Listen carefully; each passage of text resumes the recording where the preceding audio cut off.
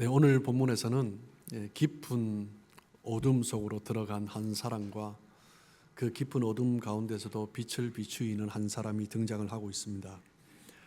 이스라엘의 초대 왕 사울은 블레셋과 아말렉과의 전쟁에서 계속 승리를 했지만 그 가운데 하나님께서 명하신 말씀대로 행하지 않는 불순종이 있었습니다. 그 불순종의 죄를 반복하는 사울을 하나님은 폐위를 시키셨죠. 사무엘상 16장 14절 말씀을 보시면 여호와의 영이 사울에게서 떠나고 여호와께서 부리시는 악령이 그를 번뇌하게 한지라. 불순종을 반복하는 사울에게 하나님께서는 그 영을 거두셨습니다. 하나님의 영이, 여호와의 영이 사울에게서 떠났죠. 여기에서 영이라는 단어는 히브리어로 루아흐라는 단어입니다. 이 뜻은 바람, 생기, 호흡을 뜻하는 단어죠. 창세기 2장 7절 말씀을 보시면 하나님께서 땅의 흙으로 사람을 지으시고 생기를 그 코에 불어 넣으셨을 때 사람이 생명이 되었다라고 기록합니다. 여기에서 말씀하시는 생기, 하나님께서 후 불어 넣으신 그 생기가 바로 루아흐입니다. 사울에게서 여호와의 영, 여호와의 생기가 떠났다라는 것은 단지 사울이 버림받았다라는 것을 의미하지 않습니다. 하나님의 영이 떠났다라는 것은 사울이 영적으로 사망 선고를 받았다라는 거죠. 그냥 흙에 존재한, 흙에 불과한 존재다라는 것입니다. 하나님의 영이 떠나신 그 빈자리는 그냥 빈 상태로 남아있지 않습니다. 악한 영이 들어오게 되는 거죠. 여호와의 영이 떠난 자리에 악령이 자리를 잡았습니다. 그 악령은 오늘 본문에서 뭐라고 합니까? 사울을 번뇌하게 하였다라고 이야기합니다. 번뇌하게 하다라는 이 단어 히브리어로 바아스라고 하는데 이 단어의 뜻은 걱정, 염려, 근심을 단지 의미하는 것이 아니라 극심한 공포에 떨게 하다, 극도로 무섭게 하다라는 뜻입니다.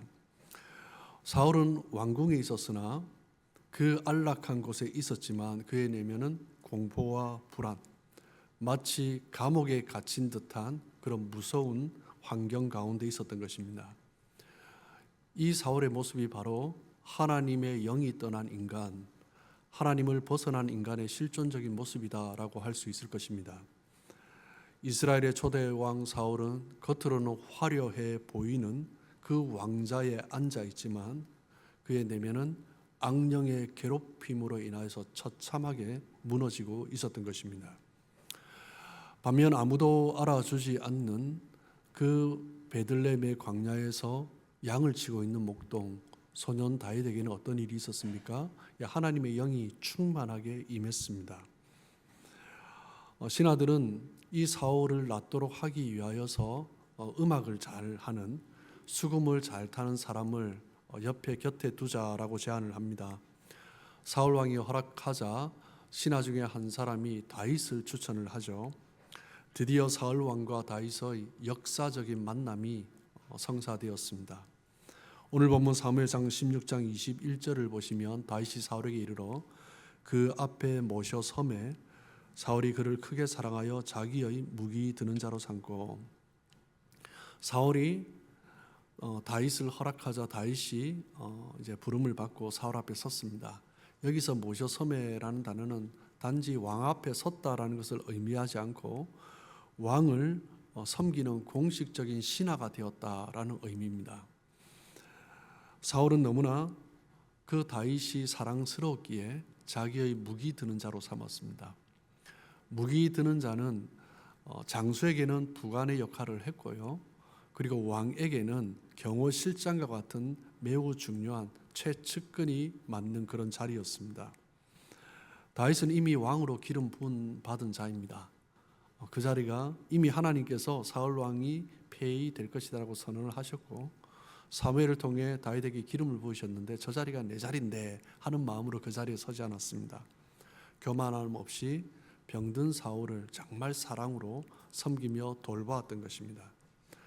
하나님께서 세우신 그 자리 묵묵하게 섬기며 나갈 때 하나님께서는 다윗에게 놀라운 기적을 베푸는 통로로 사용해 주셨습니다. 오늘 23절 말씀을 보시면 하나님께서 부리시는 악령이 사울에게 이를 때에 다윗이 수금을 들고 와서 손으로 탄즉 사울이 상쾌하여 낫고 악령이 그에게서 떠나더라. 사울이 악령으로 인하여서 고통스러워할 때 다윗이 수금을 들고 달려왔습니다. 그리고 수금을 탈 때 사울이 상쾌해지고 나음을 얻었고 악령이 떠났습니다. 여기에서 우리는 강력한 찬양의 능력을 볼 수 있습니다. 세 가지를 이야기하고 있죠. 첫째, 다윗이 수금을 탈 때 사울이 상쾌하여졌다라고 기록을 하고 있습니다. 여기에서 상쾌하다 단어 라와흐라는 단어는 그 뜻이 뭐냐면 숨통이 튀었다라는 거예요. 숨 쉴 공간이 생겼다라는 거예요. 즉 이 라와흐라는 단어가 쓰여졌다는 것은 사울이 그 번뇌 가운데 숨을 쉴 수가 없었다는 것입니다. 여러분 혹시 그런 경험 있습니까? 숨도 쉴 수 없는 그런 상태, 너무나 고통스럽지 않습니까? 사울은 악령에 눌려서 숨도 제대로 쉴 수 없는 그런 상태였습니다.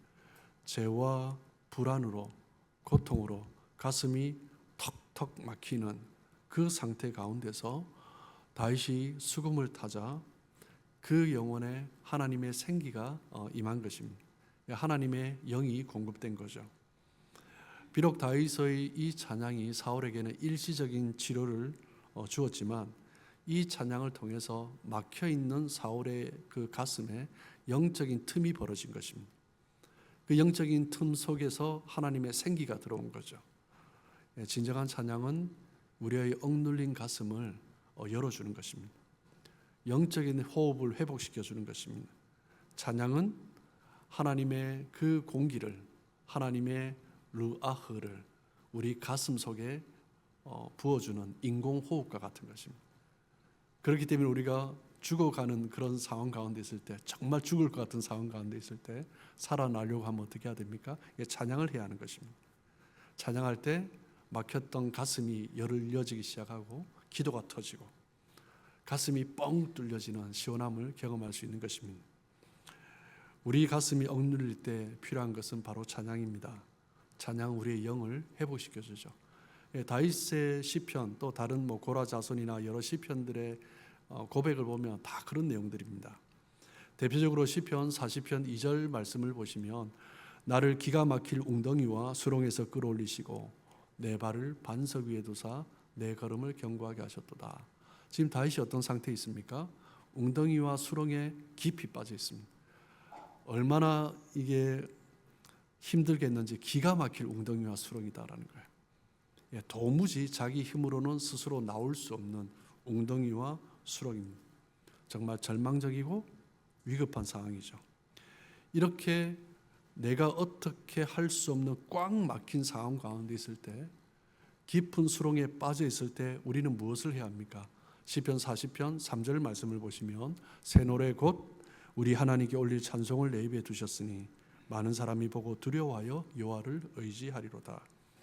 다윗은 그 기가 막힐 깊은 웅덩이와 수렁에서 원망하고 불평하지 아니하고 그냥 절망의 소리로 신음하지 아니하고 새 노래를 불렀습니다. 하나님을 찬양한 거죠. 하나님 앞에 부르짖고 하나님의 도우심을 구한 것입니다. 왜 새 노래라고 했습니까? 깊은 웅덩이와 수렁에서 새로운 노래를 작곡해서 작사해서 불렀겠습니까? 그 의미가 아니죠. 하나님께서 새 일을 행하실 것을 기대하며 새로운 역사를 바라보는 것입니다. 이전과 다른 하나님의 그 역사를 보며 경험할 것을 믿음으로 바라본 거죠.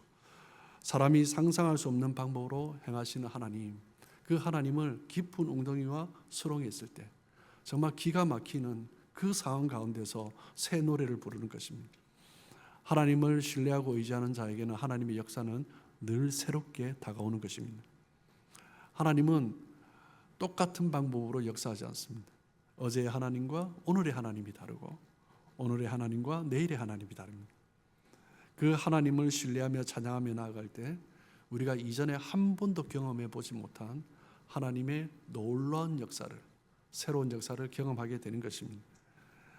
찬양 가운데 새 일을 행하시는 그 하나님의 역사를 경험하는 저와 여러분 되시길 주님의 이름으로 축복합니다. 사무엘상 16장 23절을 보시면 다윗이 수금으로 찬양할 때 또 사울에게 어떤 일이 일어났습니까? 상쾌하여졌다. 그리고 나았다라고 이야기를 합니다. 나았습니다. 찬양은 마음의 병을 치유합니다. 마음의 그 고통을 고쳐주는 거죠. 그런데 여기 낫고라는 단어가 참 재미있는 히브리어 단어를 쓰고 있습니다. 제가 몇 번 말씀드린 단어인데 여기에도 이 단어가 쓰였어요. 토브라는 단어입니다. 혹시 기억하십니까? 하나님께서 천지를 창조하시고 그 창조하신 피조물을 보면서 매일 반복하신 말씀이 있습니다. 그 구절이 있습니다. 무엇입니까? 여호와께서 보시기에 좋았더라. 이 좋았다라는 단어가 토브입니다. 토브라는 의미는 무엇입니까? 하나님이 만드신 그대로의 선함, 그대로의 아름다움이 있다라는 거예요. 찬양은 단순한 노래가 아닙니다. 찬양은 우리의 죄로 인하여서 일그러진 창조의 질서를 회복시켜 줍니다. 하나님께서 우리를 만드실 때 기대했던 그 모습을 회복시켜 주십니다.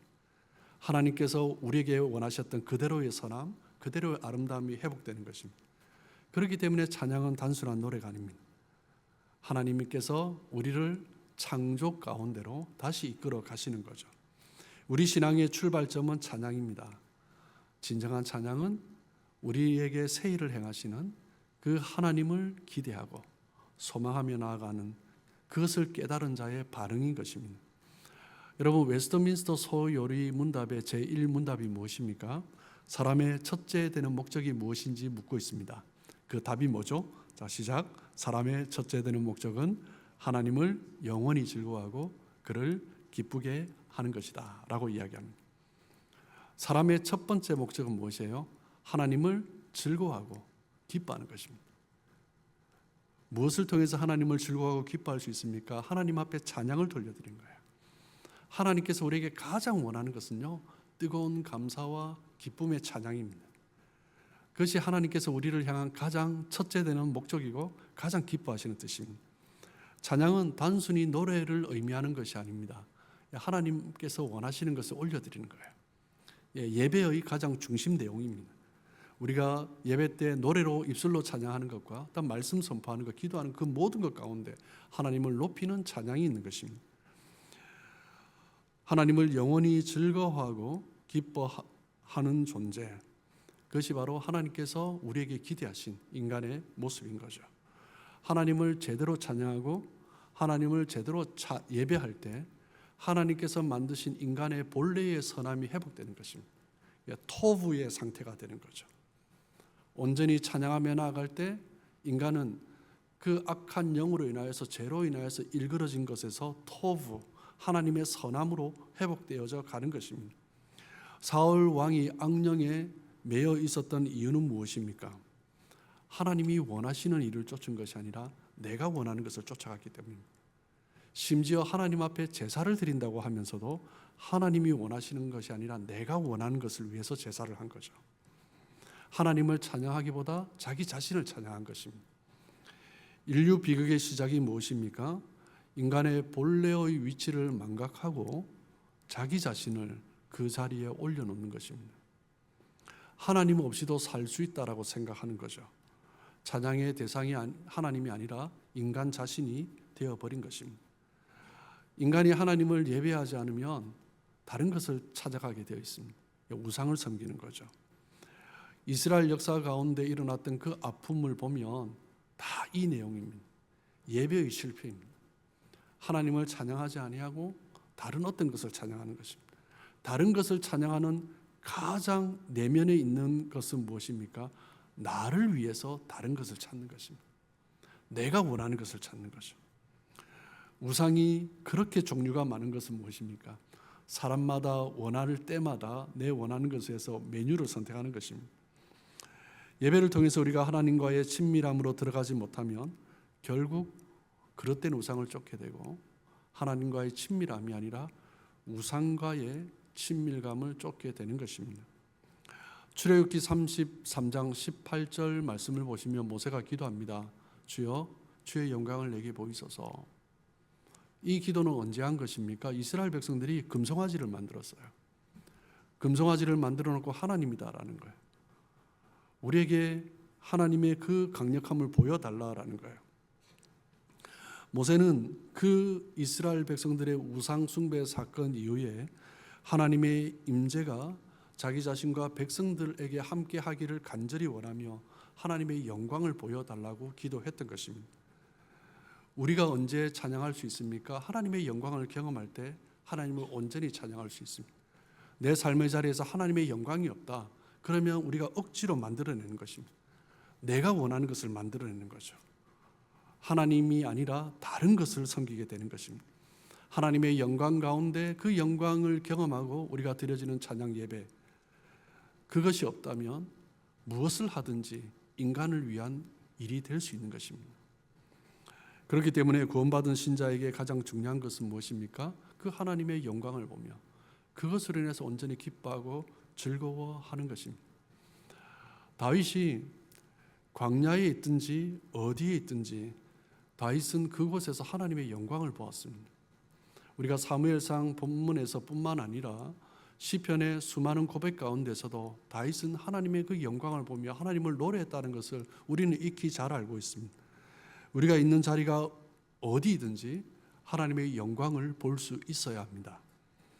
하나님의 영광을 언제 볼 수 있습니까? 영적인 눈이 띄어져야 합니다. 영적인 눈에 띄어지지 않으면 하나님의 영광을 볼 수 없습니다. 그러나 영적인 눈이 열리면 언제든지 우리는 하나님의 영광을 볼 수 있는 거죠. 그렇다면 언제 우리의 영안이 띄어집니까? 영적인 눈이 언제 열립니까? 하나님을 찬양하는 가운데, 우리의 눈을 들어 하나님을 높이는 가운데, 때로는 내가 하나님만 바라보겠습니다 라는 의미로 눈을 감고 하나님을 찬양하는 가운데 우리가 영적인 눈이 열리면서 하나님의 그 임재를 경험하는 것입니다. 우리가 찬양하며 바라봐야 할 것은 이 땅의 것이 아니라 영원한 하나님의 나라의 영광, 그것을 바라보며 찬양하는 것입니다. 시편 19편 1절 말씀을 보시며 하늘이 하나님의 영광을 선포하고 궁창이 그의 손으로 하신 일을 나타내는도다. 이 의미가 무엇입니까? 모든 만물 가운데 하나님의 영광이 있다라는 거예요. 하나님이 지으신 모든 피조물 가운데 하나님의 터치하심이 있다라는 거예요. 들의 꽃을 보아도 하나님의 영광이 있습니다. 달리는 짐승을 보아도 하나님의 그 손이 느껴지는 것입니다. 저 하늘의 별과 우주를 보아도, 하늘을 나는 새를 보아도 하나님이 얼마나 영광스러운가, 하나님이 얼마나 섬세하신 분이신가, 그것을 보는 것입니다. 세상 사람들은 아름다운 것을 보면 즐깁니다. 사진을 찍고 누립니다. 그런데 우리 믿는 사람들은, 그리스도인들은 아름다운 것을 보면 하나님의 손을 느낄 수 있는 것입니다. 하나님의 영광을 느끼는 거죠. 그러면서 그곳에서 우리는 하나님을 찬양하는 것입니다. 어디에 있든지 하나님이 원하시고 기뻐하시는 그 영광을 찬양하며 쓰임받는 저와 여러분 되시기를 주님의 이름으로 축복합니다.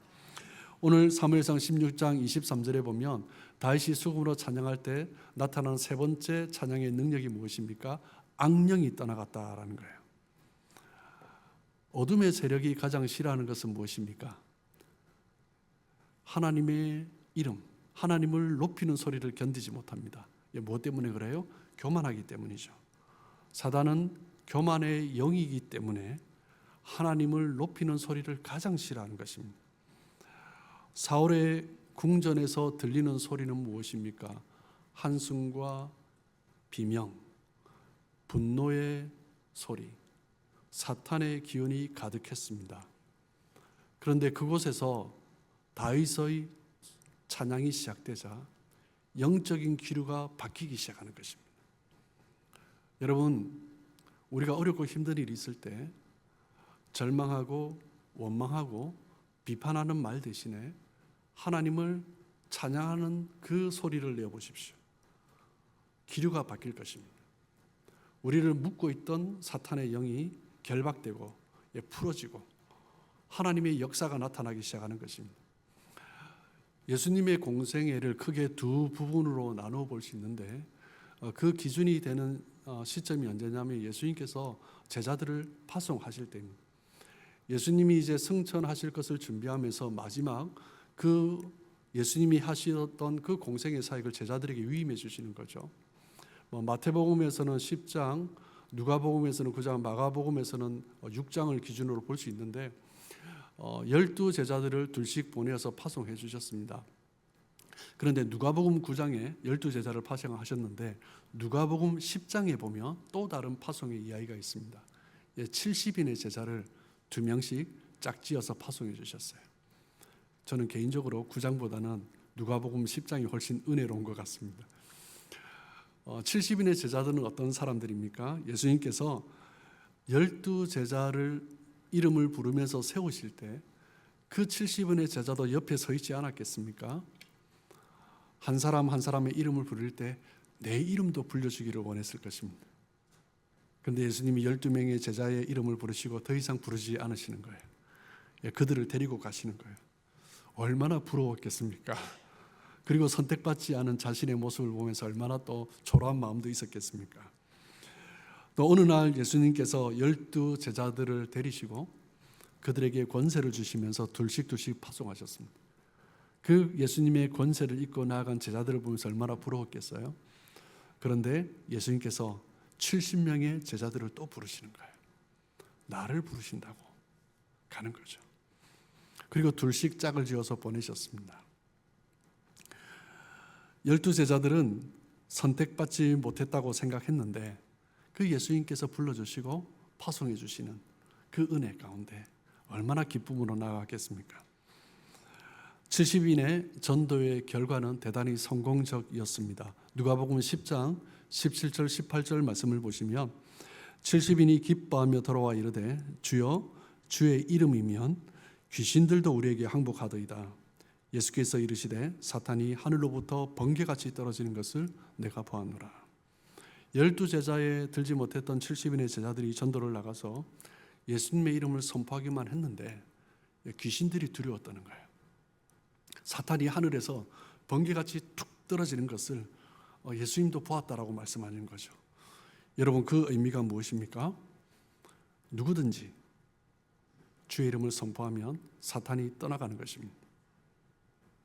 내가 어떤 사람이든 관계없이 우리가 주님의 이름에 그 능력을 의지해서 하나님의 그 영광을 선포하면 마귀가 두려워 떨며 도망가는 것입니다. 남유다 여호사밧 왕 시대에 모압과 암몬 그리고 세일 연합군이 그 유다를 공격하러 왔습니다. 그때 여호사밧이 하나님 앞에 기도했죠. 그때 하나님께서 승리를 주실 것이다 라는 약속을 주셨습니다. 그 연합군이 이제 공격해 올 때 그 승리를 확신했던 여호사밧은 어떻게 합니까? 군대를 보내지 않고 군대를 앞서서 찬양대를 보냈습니다. 역대하 20장 21절 22절 말씀을 보시면 백성과 더불어 의논하고 노래하는 자들을 택하여 거룩한 예복을 입히고 군대 앞에서 행진하며 여호와를 찬송하여 이르기를 여호와께 감사하세 그의 인자심이 영원하도다 하게 하였더니 그 노래와 찬송이 시작될 때에 여호와께서 복병을 두어 유다를 치러 온 암몬 자손과 모압과 세일산 주민들을 치게 하심으로 그들이 패하였으니. 유다 왕 여호사밧은 하나님께서 승리를 주실 것이다 라는 그 말씀, 그 약속을 확신했기 때문에 찬양들을 앞세웠어요. 그 의미는 무엇입니까? 하나님이 어떻게 승리를 주실지 기쁨으로 노래하면서 나가자라는 거예요. 노래가 시작하자 하나님께서 그 가운데 복병을 두셔서 그들을 패하게 만드셨습니다. 모압과 암몬이 먼저 세일 주민들을 치기 시작하고 그러면서 나중에 누가 적인지 서로가 몰라서 서로가 서로를 치는 그런 일들이 일어났습니다. 그러면서 남유다는 하나님께서 말씀하신 그대로 승리했습니다. 싸우지 아니하고 하나님의 승리를 믿고 찬양만 했는데 그 찬양 가운데 하나님의 역사가 나타난 것입니다. 여러분, 우리가 하나님을 찬양할 때 하나님께서 우리에게 승리를 주시는 것입니다. 우리 힘으로 싸우려고 하는 것이 아니라 하나님께서 싸우신다라는 것을 믿고 의지하며 찬양으로 나가서 선포할 때 하나님께서 직접 싸우게 하시고 하나님께서 직접 또한 싸우시면서 승리를 주시는 것을 찬양 가운데 목도할 수 있는 것입니다.